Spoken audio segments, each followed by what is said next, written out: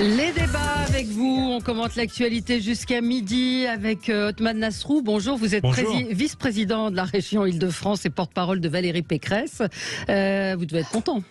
Bien écoutez, on est content parce qu'on a une candidate qui va pouvoir être au second tour et probablement battre Emmanuel Macron. Voilà. Donc il y a une alternance maintenant. Olivier Demour, bonjour. Vous êtes délégué général du mouvement Nouvelle Ère. Vous étiez venu, à l'époque, vous étiez responsable des jeunes pour Montebourg. Donc vous avez quitté les jeunes pour Montebourg. Romain Colas, secrétaire national du PS, maire de Boussy-Saint-Antoine, bonjour. Et bonjour. Sophie de Menton qui est en train de faire des frites, je ne sais pas, dans sa cuisine. Il y a beaucoup de bruit, Sophie. Bon bah oui, il y a beaucoup de bruit. Il faudrait que vous baissiez peut-être le retour. Ça résonne. Il y a beaucoup de bruit. Chef d'entreprise, présidente du mouvement éthique, et vous avez publié La France sans dessus-dessous aux éditions Erol. Merci d'être là, Sophie. Le vendredi, c'est inhabituel, mais on est content de vous accueillir. Je suis dans la verdure. Ah bah, très bien. On va parler évidemment de politique, parce que Valérie Pécresse est une menace réelle. Othmane Nasrou en est convaincu pour Emmanuel Macron. On voit évidemment qu'il y a eu un effet primaire, puisqu'elle est donnée vraiment en pleine ascension dans quasiment tous les sondages, dans tous les sondages d'ailleurs. Refus de la primaire à gauche, des gauches irréconciliables. Anne Hidalgo était hier soir sur LCI. On pourra réécouter Jean-Luc Mélenchon qui ne veut plus être dérangé pendant ses repas par Anne Hidalgo. Et puis dire quelques mots de Marlène Schiappa et des influenceuses sur le thème des violences faites aux femmes. Est-ce que c'est une bonne idée? Et l'écriture inclusive avec la mairie de Paris qui persiste et signe alors que le gouvernement a déclaré que l'écriture inclusive n'était pas, ne devait pas exister. Et ben voilà, il y a des gens qui font de la résistance, dont la mairie de Paris. On commence avec vos coups de cœur, vos coups de gueule. On peut peut-être commencer avec je ne sais pas, Olivier Demour. Oui, un petit coup de gueule. Ce matin est sorti le recensement décennal agricole. Alors, oui. un gros mot, mais très important. Tous les 10 ans, le ministère de l'Agriculture sort un rapport sur l'état de l'agriculture française, tout simplement. Évidemment, le déclin constant continue. La France a perdu 100 000 exploitations en un an, ce qui est énorme et ce qui, j'allais dire, est constant depuis 1970. Érosion à laquelle répond le gouvernement Julien de Normandie, la baisse décélère, donc évidemment on est mauvais mais un peu moins mauvais que les autres. Également une concentration, c'est-à-dire que les exploitations sont toujours plus grandes, ouais. Ce qui est un vrai problème, notamment parce que ça diminue le nombre d'agriculteurs et que c'est une industrialisation de notre agriculture. Ce à quoi répond encore une fois le ministre de l'Agriculture: c'est moins pire que les autres pays européens. Ce qui est une réponse pour le moins assez peu satisfaisante. Et dernier chiffre qui ressort de ce rapport, 58% des agriculteurs ont plus de 50 ans. C'était 52% il y a 10 ans. Ce à quoi répond le ministère de la Transition écologique, je cite: cela montre un vieillissement certain. Merci Sherlock. Ouais. C'est assez insuffisant. Un agriculteur sur deux un agriculteur se suicide tous les 2 jours, pardon.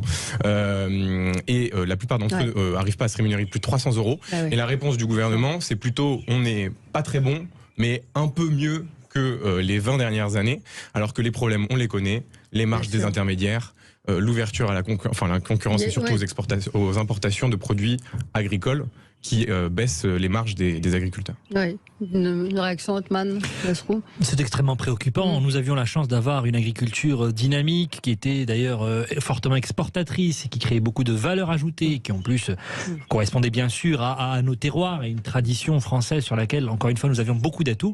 Et on est en train de sacrifier tout cela. C'est extrêmement préoccupant et il faut que ce soit un des thèmes de cette élection présidentielle. Et la candidate que je représente, Valérie Pécresse, présidente de région, connaît aussi ce sujet parce que nous avons des agriculteurs en Île-de-France, contrairement à ce qu'on connaît. Nous avons de la ruralité et nous avons, en tant que région, beaucoup aidé la filière agricole. Mais c'est vrai qu'aujourd'hui, on a un gouvernement qui n'a pas l'air de prendre la pleine mesure de ce qui est en train de se passer, avec notamment des agriculteurs qui partent à la retraite, qui ne sont pas remplacés, et un vrai désespoir dans le monde agricole, alors qu'il y aurait tant à faire. Je pense juste à un seul exemple, c'est des normes qu'on se rajoute parfois, au-delà des normes européennes. Je pense aux normes que nous avons rajoutées sur les néonicotinoïdes néonicotinoïdes, alors qu'il y a eu des dérogations dans d'autres pays, parce que, encore une fois, nous avions une filière de la betterave qui avait énormément souffert d'une maladie. Et bien en France, nous avons continué à mettre un boulet au pied de nos agriculteurs pendant que les autres pays européens ne le faisaient pas. Si on continue comme ça, nous n'aurons bientôt plus d'agriculture française.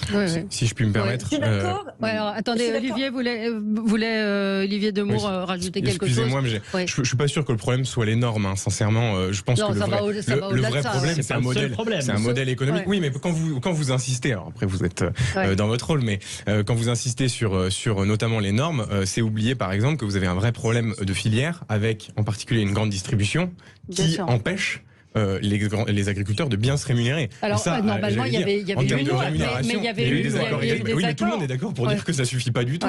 Sophie, vous vouliez dire quelque chose ? Oui, je voulais dire que dans l'ensemble, on a nos gouvernements successifs ont viré l'industrie hors de France. On a été donc très mauvais sur le plan industriel. On n'est pas bon sur le plan agricole.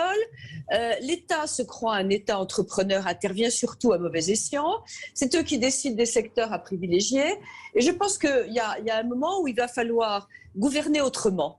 Gouverner autrement notre économie. Cette ingérence de l'État, on voit, ils sont plantés partout. Donc c'est navrant, rien à dire d'autre.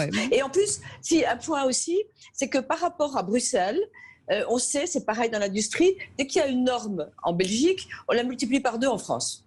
Romain Colas. Alors, je suis pas du tout un spécialiste des questions agricoles, mais je partage la préoccupation qui était exprimée dans le coup de gueule. On assiste à un mouvement formidable de concentration des activités agricoles. Et pardonnez-moi, mais la réponse de Monsieur Nasrou à la préoccupation qui est exprimée tape complètement à côté, parce que s'il y a un modèle de grandes exploitations ultra concentrées, ultra industrialisées, qui par ailleurs contribuent largement à la pollution des sols, c'est bien l'industrie betteravière. Alors je ne dis pas qu'il faut, il faut évidemment la supprimer. Elle fait vivre d'ailleurs une partie du département de la Seine-et-Marne qui est frontalier du mien. Mais on n'est pas du tout sur le sujet des petites exploitations, en l'occurrence, s'agissant de la betterave. Et donc, moi, je suis, contrairement à Sophie de Menton, pas pour moins d'intervention de la puissance publique en matière agricole, mais plutôt pour mieux d'intervention. C'est-à-dire qu'il faut qu'on accompagne le métier d'agriculteur. Il souffre d'un problème de rentabilité, notamment dans les petites exploitations. Il souffre d'un problème de pénibilité. Et il faut qu'on accompagne les transitions qui sont indispensables. Mais c'est quoi mieux Et qui sait ce qu'il faut faire? Parce que on nous la ministre de l'Agriculture, c'est quoi mieux accompagner? Il y a plein de solutions. Il y a des solutions. Ça veut dire, par exemple, lutter plus efficacement contre l'érosion des terres agricoles. Ça veut dire qu'on accompagne la puissance publique là où il y a des modèles. Moi, vous savez, je suis en train de travailler. J'ai 38 hectares de terres agricoles chez moi. Ça fait 10 ans que je me bats pour qu'on puisse les remettre en culture. Et on a un projet de cuisine centrale avec les collègues des villes voisines, parce que nous, on parle de la transition, mais on va tâcher de la faire. C'est-à-dire que ma commune va devenir le potager bio, le maraîcher bio de toute notre agglomération. Ça, c'est de l'agriculture qui transforme aussi nos modes de consommation. Il faut l'État pour ça. Allez, on marque une pause. Il faut la puissance publique pour l'accompagner, évidemment. C'est l'heure du journal. C'est l'heure du journal, Sophie. C'est l'heure du journal. Il est bientôt 11h. À tout de suite sur Sud Radio. Les débats avec vous sur Sud Radio pour le 10h midi. Je suis harmonieuse. Sophie, enfin, qu'est-ce qui se passe? On est en ligne, on est à l'antenne. Vous êtes chef d'entreprise, présidente du mouvement éthique, et vous venez de publier La France sans dessus-dessous aux éditions Erol. Romain Colas, secrétaire national du PS, maire de Boussy-Saint-Antoine.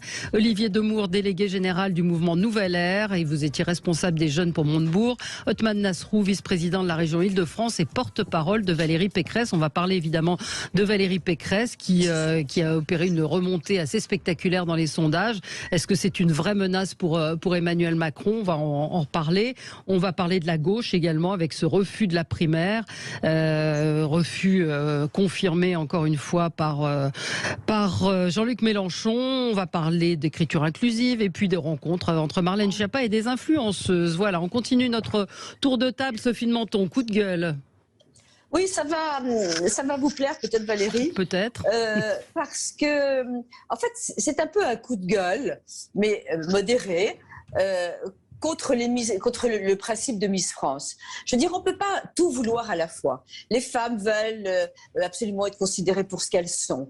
On les regarde avec insistance, elles sont choquées. Et là, qu'est-ce qu'on fait? On fait des filets en maillot de bain, des bimbos. Alors maintenant, ce sont de très jolies filles. On est ravis d'élire la plus jolie fille de France, semble-t-il. Mais c'est un regard sur la femme qui me semble complètement déplacé.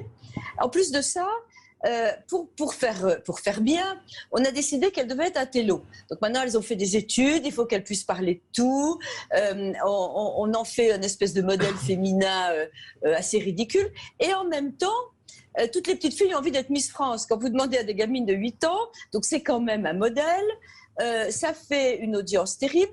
Et donc, je suis stupéfaite des contradictions qu'il peut y avoir de notre société entre un mouvement woke que je réprouve totalement, entre des féministes acharnées et des filles qui rêvent toutes petites de devenir Miss France.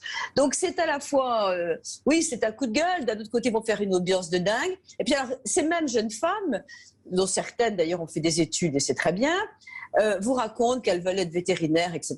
Et vous les retrouvez toutes, 2 ans après, animatrices à la télé, ou complètement faisant usage, à bon usage certainement, de leur physique charmant. Donc, voilà, Miss France, je trouve ça ridicule. Bon, bah non, je pense que la société est multiple, je sais pas, j'ai pas d'avis. Vous en pensez quoi, Othman Nasrou? J'entends ce que dit Sophie de Menton, je comprends. Maintenant, moi, je ne suis pas quelqu'un qui cherche à tout déconstruire forcément. Ouais. Personne n'est obligé de regarder Miss France. Il me semble d'ailleurs qu'il y a aussi Mister France. Ouais. Et d'ailleurs, ce qui voilà, moins bien. Il marche moins bien parce que c'est comme ça. Ça repose pas sur le même truc. Mais j'essaie d'être cohérent et mon sujet à moi, ça n'est pas forcément de vouloir tout remettre en cause ou de vouloir tout réglementer ni tout encadrer. Donc il y a beaucoup de gens qui y sont attachés aussi. Il faut aussi entendre ça. Donc je n'ai pas. C'est pour ça que j'étais modérée. J'entends bien.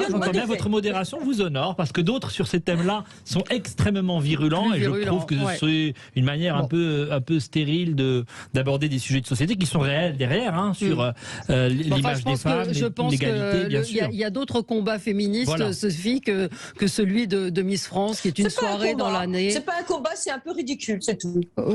Oui, je sais pas. J'ai pas d'avis sur la question. Je suis pas persuadée, mais bon, j'en sais rien. Romain Colas, coup de gueule. Oui, on prend le coup de gueule alors. Bah, moi, vous vouliez parler de Miss France, mais je voulais pas vous imposer ça. Non, je voulais pas parler de Miss France. Non, parce que j'aurais pu faire un coup de cœur aussi, mais sur un autre sujet. Bah, allez-y, comme vous voulez, les deux. Moi, je veux bien. Coup de cœur, alors, parce que l'autre sujet, qui est l'élection présidentielle, on y reviendra. On va y revenir, Non, je voulais adresser un coup de cœur, parce que, vous savez, je suis maire d'une petite commune de 8000 habitants, et je constate à la fois l'engagement et l'épuisant des personnels qui sont en charge d'accueillir les enfants. Je pense aussi bien aux enseignants qu'aux animateurs.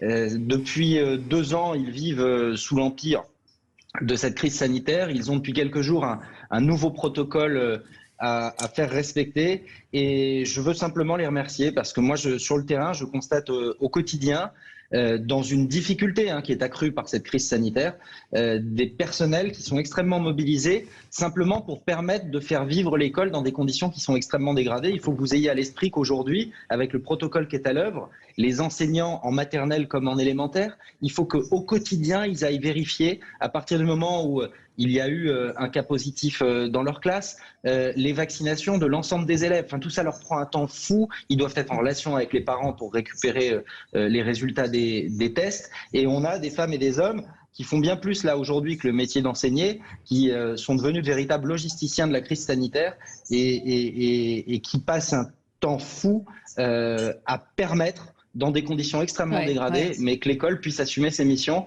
Et on en parle pas souvent, vous savez, les profs, on en parle quand il y a des grèves, quand il y a des soucis. Là, aujourd'hui, on a des centaines de milliers de femmes et d'hommes à travers le pays qui ménagent pas leur peine pour permettre à l'école de fonctionner. Et je pense qu'ils attendent toutes et tous, avec une certaine impatience, les congés d'hiver. Donc je veux les remercier, tout simplement. C'était un joli coup de cœur. Othman Nasrou, vous, c'est un coup de gueule? C'est un coup de gueule parce que pendant qu'effectivement il y a des gens qui sont en première ligne dans des métiers difficiles et dans un contexte de crise sanitaire dont on se demande d'ailleurs si les choses sont toujours anticipées comme il faut, et malheureusement on voit qu'à chaque fois on court après cette épidémie, il y en a un qui est le président de la République qui n'est pas encore officiellement candidat, mais qui visiblement mène une campagne de manière totalement déguisée, mais qui commence à se voir. Et très sincèrement, c'est préoccupant. Il y a bien sûr cette présidence de l'Union européenne. Il y a maintenant ce sommet des chefs d'État européens à 1 mois du premier tour. Je pense qu'il faut être d'une grande naïveté pour ne pas y voir aussi une volonté de communication à cet effet. Il y a surtout des dépenses qui pèsent aujourd'hui sur une dette qui va nous rester. Et quand je dis nous rester, c'est à la fois l'équipe qui suivra et le gouvernement qui lui succédera, mais aussi les générations qui arrivent, puisque là, depuis le mois de juillet, c'est 25 milliards d'euros d'annonces qui ont été faites par le président de la République, au-delà de tout ce qui est fait pour la crise sanitaire. Donc voilà, je pense qu'il y a un moment où il faut savoir aussi ne pas vouloir gagner une élection à tout prix, en tout cas sortir de l'ambiguïté. Si les candidats, c'est très bien, nous aurons un débat digne, mais en attendant, on a une dette qui est abyssale et ça ne sert à rien de multiplier les cadeaux électoraux. Le meilleur exemple, c'est ce contrat d'engagement jeune, qui est en réalité un RSA jeune, qui va être versé pour la première fois 500 € à 500 000 jeunes à 10 jours. Le premier versement aura lieu à 10 jours du premier tour de l'élection présidentielle. Ça commence à être un peu gros. Oui, une réaction, oui, alors, Sophie. moi, je pense que je désapprouve les 500 € versés, etc. Je ne suis pas du tout sûre que ce que fait Emmanuel Macron aujourd'hui, il ne le ferait pas s'il n'était pas en élection. Emmanuel Macron continue sa politique. Je trouve au contraire assez droit dans ses bottes. Il n'est pas différent de ce qu'il a été. Je ne sais pas s'il va servir la présidence européenne. Il va peut-être s'en servir dans sa campagne, on verra. Mais de toute façon, ça ennuie tellement les Français que c'est pas un plus pour lui. Parce que quand on l'a entendu parler de la présidence européenne, j'ai trouvé que c'était à mourir d'ennui. Et je pense pas du tout que ce soit un point qu'il favorise. Donc non, je suis pas d'accord. Je trouve qu'il a un pays à diriger en ce moment qui est horriblement difficile. Entre la pandémie, les dettes, la dette, les problèmes de sécurité, etc.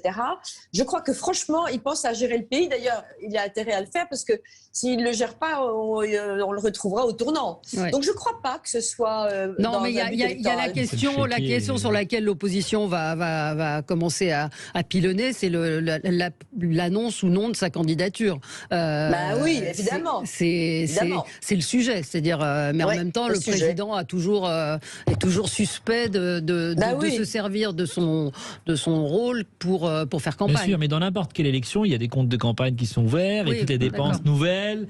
Bon voilà, n'importe quel maire qui serait candidat, il y a un maire parmi nous, ne fait pas non plus des annonces, encore une fois 25 milliards d'annonces sur une période électorale. Il faut quand même que ce débat démocratique se fasse sur des idées et pas simplement sur des cadeaux. Oui, Romain Colas. Il y a un sujet. Moi, j'ai travaillé sur ces questions de financement électoral lorsque j'étais parlementaire. On a un sujet qui n'est absolument pas réglé dans notre pays. C'est un trou dans la raquette. C'est l'encadrement de la dépense de la présidence de la République dès lors qu'on a un président en exercice qui s'apprête à être candidat à sa succession. C'est un sujet qui a existé sous la présidence de Nicolas Sarkozy dans un passé récent. Et là, très franchement, je trouve qu'Emmanuel Macron, notamment dans ses longs déplacements en région, il passe plusieurs jours maintenant, c'est quelque chose de tout à fait nouveau, et de moins en moins président et de plus en plus candidat, tout ceci aux frais de la République, ce qui crée une inéquité entre celles et ceux qui vont solliciter le suffrage des Français. Voilà, là je pense que à quelques occasions, dans un passé très récent, et sans doute pour l'avenir, Emmanuel Macron a 2-3 fois franchi la ligne jaune.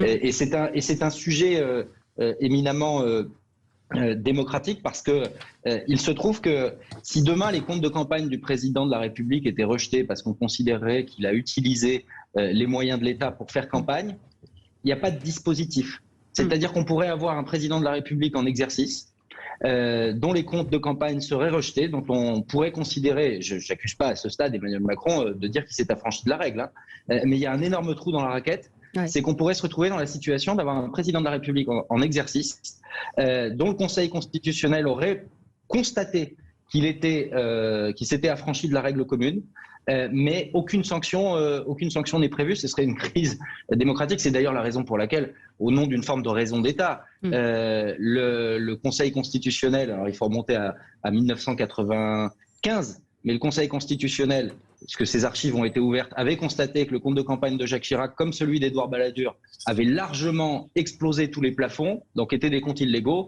mais il les a déclarés recevables parce qu'il ne voulait pas provoquer une crise institutionnelle.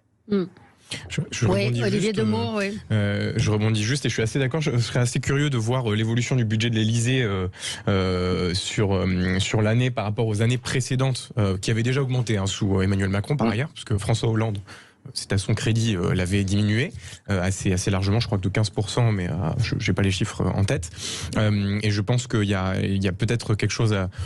En tout cas, on verra quand ils seront publiés, mais il y a peut-être une interrogation et je suis assez d'accord que on va arriver dans une période où il faut être assez correct sur notamment les déplacements, puisque pour les mesures politiques, il y a une Assemblée nationale, etc. Mais je pense qu'il faut quand même être prudent et effectivement, il y a quand même un risque. Comme à chaque fois, vous l'avez bien dit. Comme à chaque fois. Comme à chaque fois. Mais plus on est, et c'est Monsieur Dosière, je crois, qui a beaucoup travaillé sur ces sujets-là.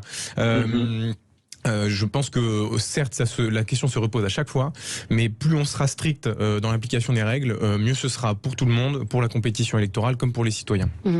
Et de toute façon, on trouvera à redire à tout ce qu'il fait. On dira que c'est mal, ça devrait être dans les comptes de campagne. On vérifiera. Non, mais justement, c'est ce qu'il dit. Il dit l'inverse. On marque une pause. On se retrouve dans un instant. L'écriture inclusive. Voilà, le ministre de l'Éducation est contre. L'Académie française est contre. Il y a eu une circulaire qui exclut l'écriture inclusive.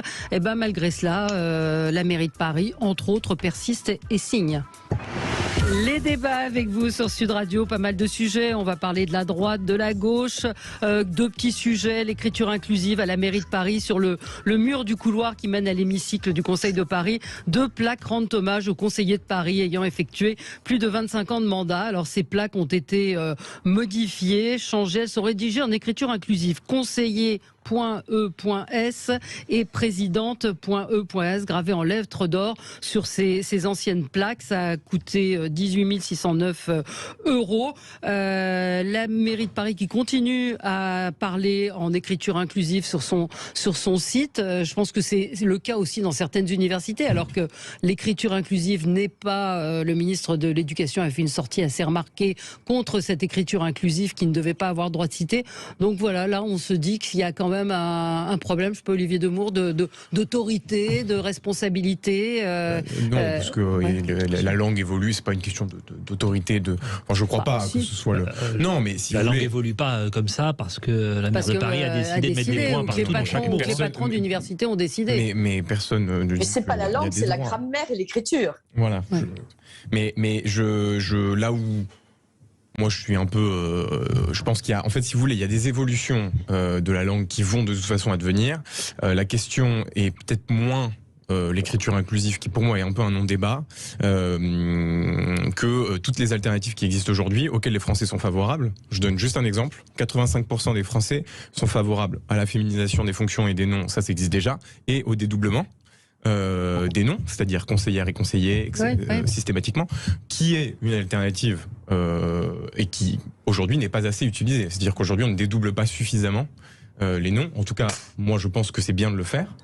Et je pense que le débat est plutôt là, si vous voulez, que sur ces plaques commémoratives, bien que je comprenne le sujet. Mais... Oui, Othman. Oui, pardonnez-moi, Sophie. Oui, vraiment, je suis scandalisée par l'écriture inclusive parce que c'est terriblement nocif pour les enfants, en particulier. On a un problème d'orthographe, de grammaire en France qui est terrible, une langue difficile, il faut le reconnaître.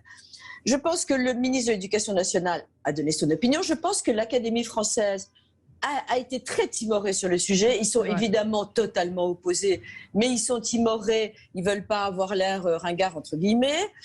Les dédoublements des noms, pourquoi pas, mais il faut pas en faire non plus une obsession. Et je pense que la cause des femmes n'y gagne pas grand-chose. Je veux dire qu'il y a une langue française qui a un genre qui était dominant. Alors maintenant, si le genre grammaticalement dominant, on est dans le woke, on n'en sortira jamais. Et je crois, moi, qu'il faut vraiment interdire cette écriture inclusive, qui est un trouble à l'apprentissage. Et je pense d'ailleurs à un journal que je cite, Ecoréseau, qui est un formidable journal pour les entreprises. Je me bats avec les rédacteurs en chef régulièrement en disant mais arrêtez, ça devient même plus lisible. Il y a une écriture inclusive. Il me dit j'essaie, mais les journalistes sont d'accord. Donc c'est devenu une espèce de mode et je crois qu'il faudrait, moi, l'interdire. Et quand vous parlez de la langue, je comprends bien ce que vous dites, mais quand le petit Robert se met à inclure un prénom qui est le yel, on est juste effondré. Donc il y a un moment où on ne peut pas laisser faire n'importe quoi.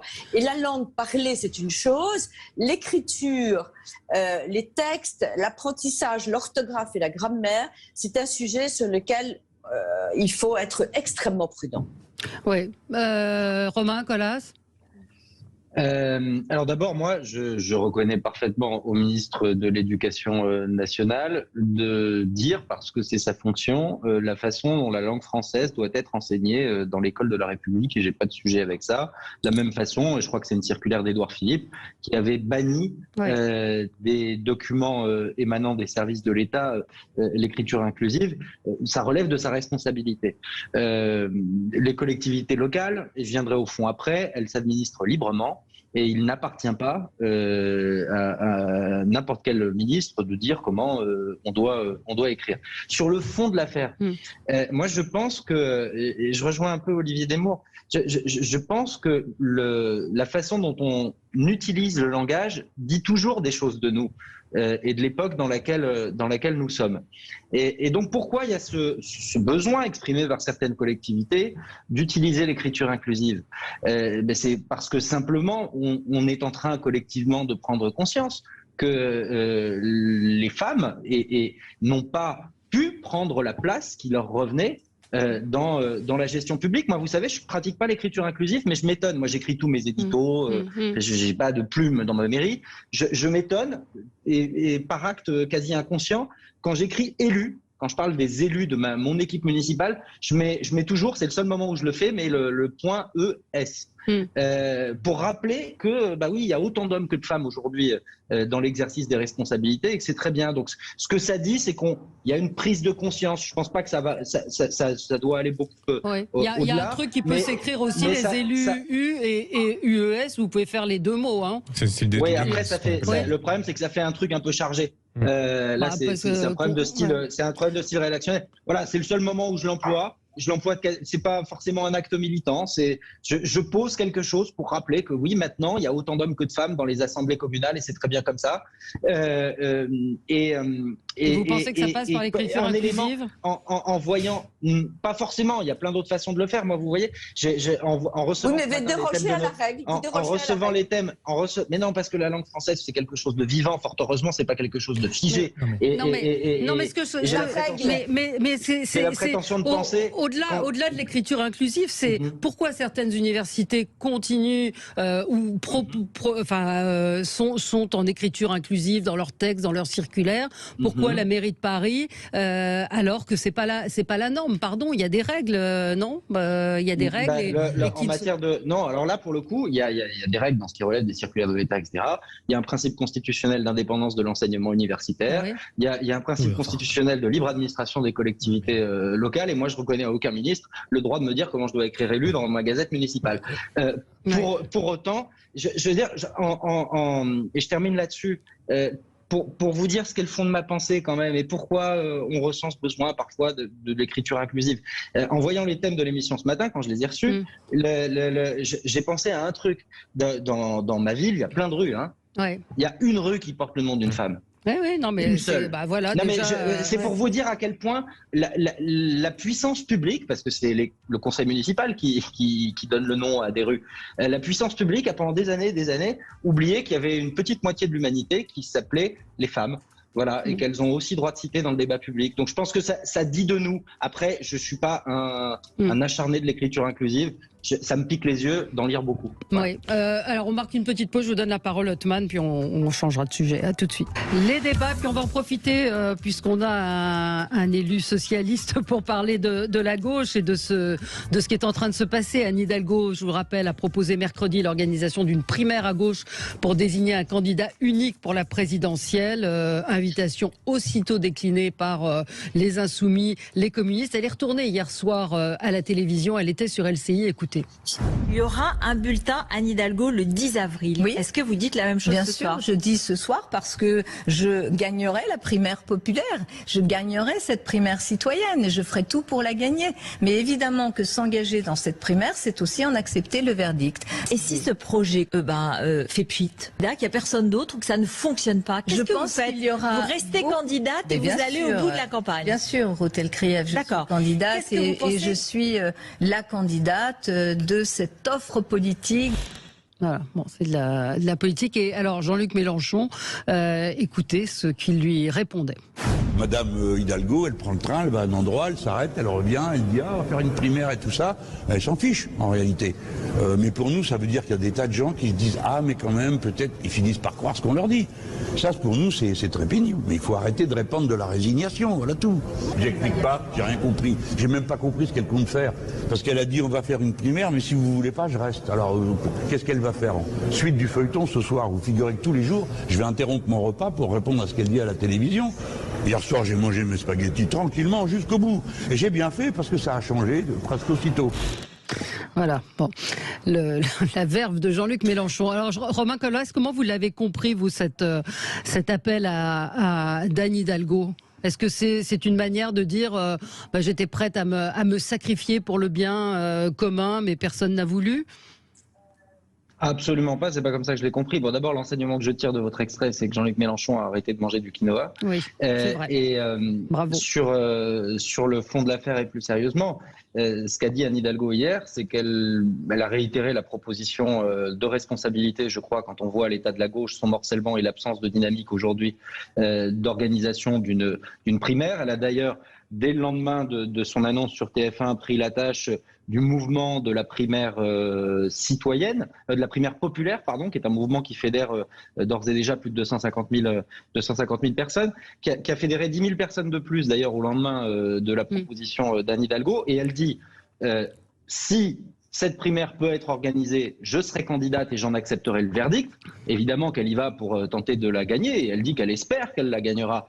Mais elle dit aussi que elle accepte la règle du jeu. De toute façon, le fond de l'affaire, et moi je partage l'analyse qui est celle d'Anne Hidalgo, c'est qu'aujourd'hui nous avons un débat politique, alors que dans les préoccupations des Français, les thèmes qui sont ceux de la gauche apparaissent en priorité, mais un débat politique et médiatique, et j'en fais pas le reproche aux médias, c'est la gauche qui est mauvaise, qui aujourd'hui, ça donne à un combat de nains. Dans les derniers sondages, personne n'est à plus de 8%. Il n'y a aucun candidat de gauche qui est à plus de 8%. C'est l'élimination d'office. Aucun bulletin mis à gauche, c'est ça qui désespère les électeurs. Aucun bulletin de gauche placé dans l'urne au premier tour ne peut donner une chance, dans la configuration actuelle, d'aller au second. Et voilà. Vous pensez qu'une candidature unique serait une chance? Je pense qu'en tout cas, on a beaucoup plus de chances de créer une dynamique, de donner un débouché politique à l'aspiration à ces Françaises et ces Français de gauche qui continuent à exister dans le pays, si on est capable de porter une candidature de rassemblement de celles et ceux qui peuvent gouverner ensemble. Parce que ça, Anne Hidalgo l'a précisé. Vous pensez qu'Anne Hidalgo peut gouverner avec Jean-Luc Mélenchon, Yannick Jadot c'est pour ça que j'y viens. Avec Yannick Jadot, sans aucune difficulté, évidemment. Il y a aujourd'hui, d'ailleurs, on assistera, moi je l'appelle de mes voeux, après l'élection présidentielle, quoi qu'il se passe, à une recomposition du paysage politique à gauche, parce qu'il y a aujourd'hui un bloc social écologique qui doit faire son nouvel épiné. Alors je ne veux pas trop le marquer socialo-socialisant, mais on a un mouvement populaire, social, écologique à forger au lendemain du scrutin présidentiel, j'en suis persuadé. Mais cette primaire, elle doit être ouverte à celles et ceux qui peuvent gouverner ensemble. Je ne suis pas certain, au regard des divergences que nous avons avec lui, au regard de l'attitude qui est la sienne et de son absence totale de volonté de débattre avec les autres forces de gauche, que Jean-Luc Mélenchon puisse y participer. Ou alors il aurait beaucoup changé, il serait moins tourné vers lui-même, mais ça m'étonnerait. Juste un mot, un auditeur nous dit Anne Hidalgo ne veut pas subir la honte d'une défaite écrasante. Perdre une primaire, c'est moins humiliant, c'est plus honorable. Sophie. Oui, alors d'abord, il faudrait s'entendre à ce que la gauche veut dire. Plus personne ne sait ce que ça veut dire que la gauche, et je pense qu'elle est en train de mourir de cette alliance qui n'a pas de sens avec les écologistes, les Verts, qui ont un combat qui est intéressant, mais qui mélanger ça à la gauche n'a pas de sens. Je veux dire, il n'y a pas de droite écolo. L'écologie est une chose qui doit s'appliquer à tous les partis. Donc je pense que là, plus personne ne sait ce que ça veut dire que la gauche. Je pense que Anne Hidalgo, voyant sa dégringolade, a essayé dans son genre de sauver la gauche, parce que c'est pas idiot qu'il y ait un candidat unique. C'est absolument impossible et absurde. Ils n'ont rien à voir entre eux. Mais elle a essayé.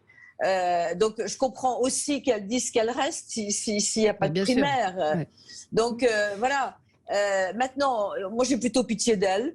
Elle est effectivement extrêmement mauvaise. Elle a détérioré Paris. On est en train d'envisager de l'interdire de gestion à cause des dettes et du budget de la mairie de Paris.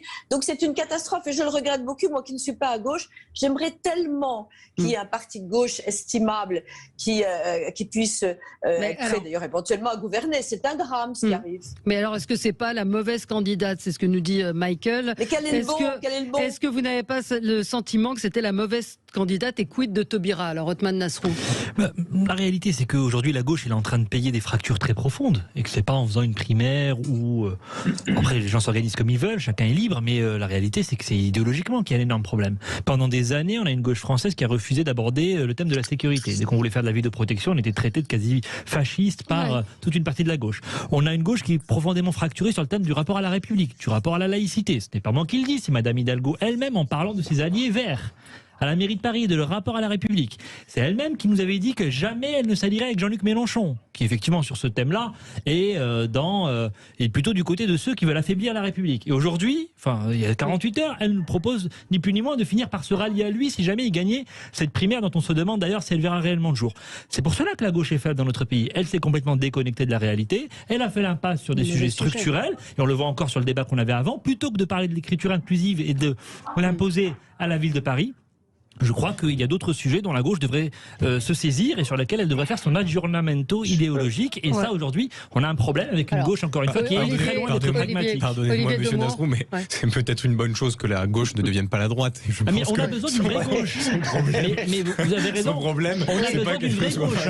Mais elle n'a pas traité forcément non plus des sujets, des préoccupations des Français. En particulier les classes populaires, bien sûr. Les classes populaires. Mais je vous dirais même les milieux ruraux, la proximité, les services publics. Les agriculteurs qui mangent pas à leur faim, les gens qui n'ont plus d'école, qui n'ont plus de train, qui n'ont plus assez d'argent pour payer leur plein. Voilà, tout ça, c'est des questions auxquelles effectivement, je pense, il y a eu un échec. On va pas. Vous savez que la sécurité, ça touche beaucoup les classes populaires mais bien aussi. Sûr, mais bien sûr. Romain Colas. Je vous l'enlève pas. J'aurais beaucoup de choses à répondre à Monsieur Nasrou. D'abord, je le répète, ce que propose Anne Hidalgo, c'est une primaire entre des personnes qui sont en capacité de gouverner ensemble. Voilà. Et moi, je peux vous dire, j'ai aucune leçon à vous donner sur la façon dont vous avez été capable de mettre d'accord les 5 candidats à la primaire LR et ce que pouvaient être les fractures entre eux et la façon dont ils se rassemblent. Mais moi, je peux vous dire qu'il y a d'immenses convergences. Il y a d'immenses convergences entre les socialistes et entre Europe Écologie Les Verts. Ce qui ne veut pas dire qu'il y a dans chacune de ces familles politiques, sinon on appartiendrait d'ores et déjà au même parti, sur certains points, qu'il n'y a pas de divergence. Il y en a évidemment, mais ce qui nous rassemble, notamment avec Europe Écologie Les Verts aujourd'hui, et croyez bien que nous savons ce qu'est la gauche et que les électeurs et les électrices de gauche le savent, est bien plus important que ce sur quoi nous divergeons. Ensuite, un élément, parce que je sature de cette tarte à la crème de la droite de donner des leçons à la gauche en matière de sécurité. Madame Pécresse, elle était ministre d'un gouvernement qui a saccagé les forces de sécurité avec 13 000 suppressions de postes de policiers et gendarmes. C'est tarte à la crème pour tarte à la crème. Excusez-moi, mais qui a inversé cette courbe de la baisse des effectifs des policiers et gendarmes? C'est précisément la gauche aux responsabilités. Comment on peut faire aujourd'hui à la gauche, à partir du moment où on a eu Emmanuel Valls et Bernard Cazeneuve, le procès d'une espèce de culture de l'excuse ou du fait que la sécurité n'est pas notre préoccupation. Vous croyez qu'il y a un maire socialiste, et il y en a encore quelques-uns dans ce pays, parce qu'on l'enterre vite, le Parti socialiste, ça arrête la première force de gauche s'agissant des élus locaux. Vous croyez qu'il y a un maire socialiste vous croyez qu'il n'y a pas un maire socialiste qui se préoccupe pas de questions de sécurité? Moi, ça occupe une partie, grande partie de mon temps. Mais c'est pas le discours porté par vos dirigeants. Mais c'est pas vrai. Est-ce que vous considérez que sous le quinquennat de François Hollande, l'action de Manuel Valls ou de Bernard Cazeneuve en a rabattu sur nos ambitions en matière de sécurité? Est-ce que vous pensez que ces ministres-là étaient laxistes? Oui, est-ce que vous pensez que rétablir les moyens des forces de sécurité et de police et de gendarmerie, c'est être laxiste en matière de sécurité? Alors comment vous expliquez l'échec de la gauche aujourd'hui? Alors comment vous expliquez que le PS en soit à 3% aujourd'hui ou 4%? Et pourquoi vous avez viré les 2 seuls bons ministres? Attendez, personne n'a été viré. À ma connaissance. Ils ne sont pas candidats si Bernard Cazeneuve et Valls. Voilà. Non, mais votre explication, Romain, ma question c'est pourquoi Est-ce qu'on a tout bien fait? Est-ce qu'on a tout bien fait lorsque nous étions en responsabilité? Absolument pas. On finit pas avec un président qui est dans l'incapacité de se représenter pour un second quinquennat. Si on a tout bien fait, on finit pas avec la défaite qui est celle que nous avons connue en 2017 si on a tout bien fait. Et d'ailleurs, tout le travail qu'on a mené avec Olivier Faure ces dernières années, c'est essayer de tirer les leçons de nos échecs. Et notamment sur le fait que nous avons insuffisamment traité un certain nombre de questions qui ont été excellemment abordées par Olivier Desmours. Là, je dis pas qu'on a tout bien fait, mais je refuse ce procès en pseudo-laxisme qui est une espèce de serpent de mer de la droite, parce que c'est pas vrai. J'aimerais juste rebondir. Mais quand Anne Hidalgo, elle dit lors de sa première intervention au journal de TF1, on ne parle pas de ci, on ne parle pas de ça, on ne parle pas du pouvoir d'achat, mais qu'attend-elle pour en parler? C'est ce qu'elle fait, puisqu'elle propose, si elle est élue, immédiatement après son élection, d'organiser une grande conférence sur le pouvoir d'achat, d'augmenter le SMIC de 15%. Enfin, excusez-moi, elle parle de pouvoir d'achat. Alors, Olivier, je ne sais pas. Olivier Demaux. Très rapidement sur ce que disait M. Collas. Là où je suis d'accord, c'est sur la recomposition, c'est-à-dire sur le fait qu'à un moment donné, je parlerai pas des prix, on a déjà parlé, mais le fait est que il y a un besoin aujourd'hui d'un petit peu de fraîcheur. Je pense que la gauche doit repartir des élus de terrain, des conseillers municipaux. À Nouvelle Ère, on a beaucoup de conseillers municipaux sans étiquette dans les milieux ruraux, les villes moyennes, les villes de 10-15 000 habitants. Je crois que c'est votre cas, donc c'est très important de repartir de ça pour reconstruire derrière, avec les forces écologistes, en intégrant le fait qu'il faut concilier progrès et proximité. Et je crois que c'est extrêmement important. Je pense que c'est la matrice qu'il faut qu'on suive. En tout cas, nous, on essaiera de construire là-dessus. Et c'est important de le faire avec toutes les forces existantes. Pour ce qui est des prochaines élections, il est vrai, on a un petit peu du mal, je crois, à se faire entendre sur les sujets qui sont les nôtres. Et donc ça, c'est aussi aux candidats de l'amener. Peut-être que la primaire est une bonne solution. Peut-être qu'aussi il faut... Et vous pensez que ça peut finir par arriver, cette primaire? Écoutez, je ne sais pas. Ce que je sais, c'est qu'il y a un moment donné, il faudra peut-être pas avoir autant de candidats que maintenant. Ça, c'est une évidence. Ouais. Je crois que ça va être dur pour les candidats. Je pense notamment à Yannick Jadot. Je pense que ça va être dur de résister quand même à cette pression. Parce qu'aujourd'hui, personne à gauche n'est en dynamique. On voit que les scores sont assez figés et que nos électeurs et nos électrices, moi, vous savez, quand je me balade et que je croise des gens de gauche, je ne parle pas des militants des formations politiques, je parle des citoyennes, des citoyens qui s'intéressent au débat public. Moi, ils ne me parlent ni d'Hidalgo, ni de Jadot, ni de Mélenchon. Ils me disent, mais comment vous pouvez vous débrouiller, enfin, pour qu'au-delà de vos boutiques, au-delà des égos, vous puissiez me proposer une candidature qui me permet d'avoir une chance que je sois représenté au second tour parce que j'en ai ras-le-bol de choisir par défaut. C'est ça que me disent aujourd'hui les électeurs et les électrices de gauche. Et donc c'est ça la responsabilité de toutes celles et tous ceux qui aspirent à les représenter. Alors, on va marquer une pause et on se retrouve dans un petit instant. On va parler de la droite maintenant. À tout de suite. Avec vous jusqu'à midi sur Sud Radio, on va parler de Valérie Pécresse qui remonte dans les sondages. Est-ce que c'est une adversaire qui est une menace pour Emmanuel Macron, une menace réelle? On rappelle quand même qu'on est à 5 mois de l'élection présidentielle. Néanmoins, il y a une montée, il y a un événement, il y a un phénomène. Valérie Pécresse, elle prend des points à plusieurs personnalités, évidemment à droite et à gauche. Elab la donne à 20% et la qualifie au second tour. Elle battrait Emmanuel Macron 52-48. Là, elle est partie dans les Hauts-de-France, je crois. C'est ça, Othmane Nasrou. Je pense que le président de la République s'attendait peut-être pas à cet effet Pécresse, même si à chaque fois on a vu ce qui s'était passé pour Benoît Hamon. Qui était crédité de 18%, mais vous y croyez, j'imagine. C'est vrai que l'impression qu'on a aujourd'hui, c'est qu'il y a une vraie panique à l'Élysée, puisqu'on a eu énormément d'attaques contre Valérie Pécresse, qui est effectivement une excellente candidate pour notre famille politique parce qu'elle a prouvé sa capacité à rassembler. On le voit encore aujourd'hui puisqu'elle est aux côtés de Xavier Bertrand dans les Hauts-de-France. Elle a démontré sa détermination, par exemple sur une réforme comme celle de l'autonomie des universités où il a fallu tenir 9 mois face à la rue pour faire passer une réforme que personne n'a remis en cause depuis maintenant plus de 10 ans. Vous n'allez pas nous faire le dépliant. Non, mais c'est pour vous dire que je comprends, j'ai du mal à concevoir que Emmanuel Macron ne l'ait pas vu venir, mais visiblement aujourd'hui c'est panique à bord et effectivement nous avons toujours dit qu'il y avait un espace politique pour la droite républicaine, que les bonnes solutions étaient chez nous et ce mouvement dans les sondages il est salutaire, même si vous avez raison, il reste 4 mois de campagne. Et puis elle est coincée entre Marine Le Pen et Emmanuel Macron quand même. Hein. Oui, sauf qu'aujourd'hui la seule qui peut se qualifier au second tour, la seule surtout qui peut battre Emmanuel Macron au second tour, c'est Valérie Pécresse. Xavier Bertrand Marine Le Pen et Éric Zemmour sont en incapacité de battre Emmanuel Macron, donc le vote utile c'est Valérie Pécresse. L'alternative réelle, sérieuse, c'est Valérie Pécresse. Marine Le Pen et Éric Zemmour, ce sont des gens qui exploitent les problèmes et qui ne cherchent pas à les régler, qui ne proposent d'ailleurs aucune solution et qui ne peuvent pas gagner. Donc c'est pour cela qu'aujourd'hui il y a une dynamique autour de Valérie Pécresse et je crois que cette dynamique elle va se poursuivre. Oui. Et franchement, alors là, du coup, c'est un exemple pour la gauche, excusez-moi, mais ils ont réussi, c'était la panade. Enfin, très honnêtement, la droite était également en décomposition. Pas autant que la gauche, mais presque. Et là, ils ont réussi une remontée incroyable. Ils ont été dignes. Ils ne sont pas engueulés entre eux. Ils ont essayé de trouver des points communs. Ils ont désigné un candidat. Ils ont remonté dans l'estime des électeurs. Et ça, c'est important. Au-delà des candidats choisis, je pense effectivement, Valérie Pécresse, en plus, c'est une femme, excusez-moi de le dire, mais elle a toutes les qualités pour représenter dignement un parti et finalement la France. Alors, vous en pensez quoi, vous quel est votre regard, Romain Colas ? Je suis d'accord avec ce que vient de dire Sophie de Menton. L'exercice de la primaire LR a été réussi.